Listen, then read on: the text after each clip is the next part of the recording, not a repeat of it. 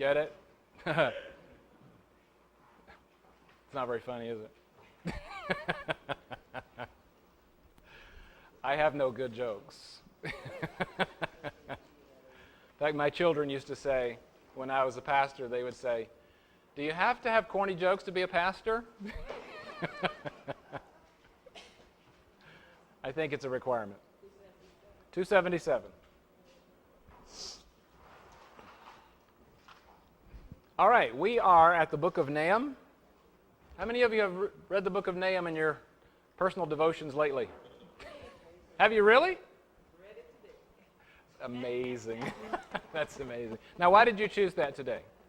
I'm reading through the Bible like they said. Really? And that's what I'm doing. All right. Trying to get through because I know I'm totally shocked that somebody raised their hand and said that. read it today. I'm shocked. Nahum is not a book that we spend a lot of time in. I've never heard a sermon from the book of Nahum. I have preached one myself, but I've never heard someone else do it. Thank you, brother. Just black will be fine. Oh, that's fine. And an eraser. Thank you. Nahum's theme is that God will judge all wickedness. God will judge all wickedness.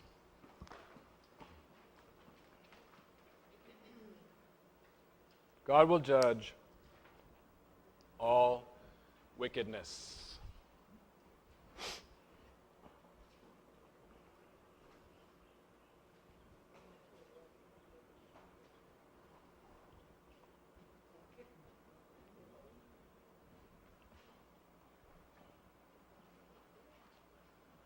All right. Nahum prophesies to Judah. Is Judah northern or southern kingdom? Southern kingdom. They spoke Hebrew with southern accents. I'm just kidding. That's, all right, I'm not trying to confuse you. I'm just trying to see if you're awake. But he talks about Nineveh. Why? This is Israel. That's, you know, this is how you draw a map of Israel. Because that's where the capital, it's the capital city of,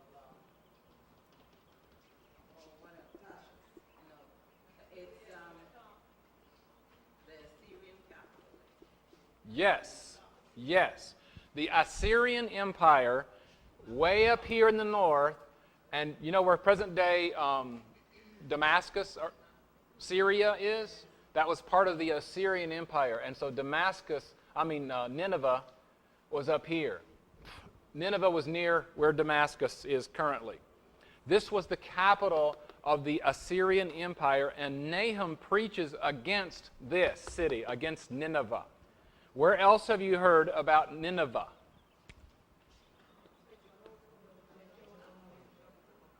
In the book of Jonah. What happened? And he eventually did, didn't he? Yeah. God had to whip him a little. Yeah, he had a forced... Pardon? He didn't feel like they deserved repentance? Yes, that's right. Yeah. What happened in Nineveh after Jonah preached? What happened?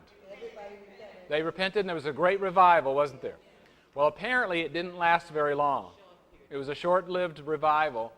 And by the time that Nahum preaches, it is between 663 and 612 when Nineveh fell to Babylon. This is on page 279, top of the page.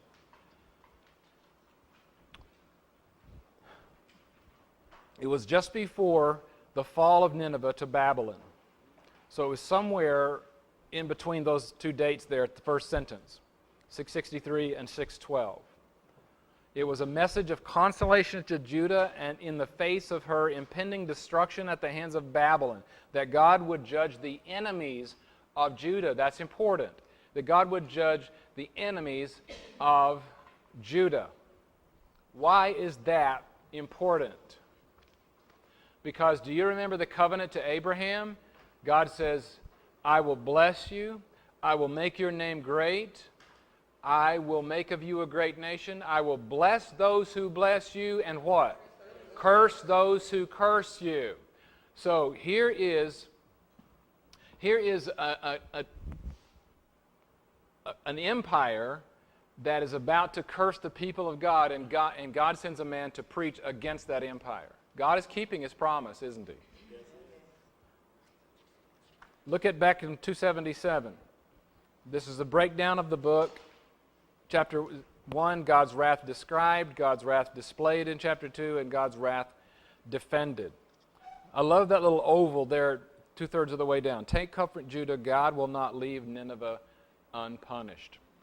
It is a short little book. It's not all that easy to understand, but that's why we're in this class, isn't it? Open up. Are you there yet? Let's look at the book of Nahum together.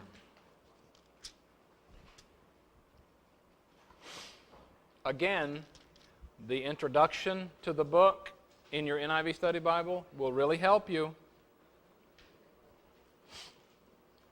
fact, I want you to turn to that introduction first. Look at the paragraph entitled Date. In chapter 3, verses 8 through 10, the author speaks of the fall of Thebes. Where was Thebes? It's in Egypt. Yeah, the text, I don't know if the NIV uses that term. Let me look and see. Just give me a second. It does. I know the King James uses the term no, N-O, but the NIV uses the term Thebes, which is in Egypt. It happened in 663 BC. It is already past. The internal evidence in the book describes this fall of Thebes as having already taken place. So we know it's after 663 that Nahum writes. In all 3 chapters, Nahum prophesied Nineveh's fall, which was fulfilled in 612 BC. Nahum therefore uttered this oracle between 663 and 612. Perhaps near the end of this period, since he represents the fall of Nineveh as imminent. Imminent means it's coming soon. This would place him during the reign of Josiah and make him a contemporary of Zephaniah and the young Jeremiah. Now, isn't that interesting information? I think that's terribly interesting because that helps my mind put it in a real-life context. If I don't do that, then it just seems like so much information to me that I don't know what to do with. Are you like me? Yeah. All right, now you've got a section called Background. Assyria had already destroyed Samaria, resulting in the captivity of the northern kingdom of Israel. This northern kingdom is destroyed by this empire. The Assyrians were brutally cruel, their kings often being depicted as gloating over the gruesome punishments inflicted on conquered peoples. They conducted their wars with shocking ferocity, uprooting whole populations as state policy and deporting them to other parts of the empire. Their leaders of conquered cities were tortured and horribly mutilated before being executed.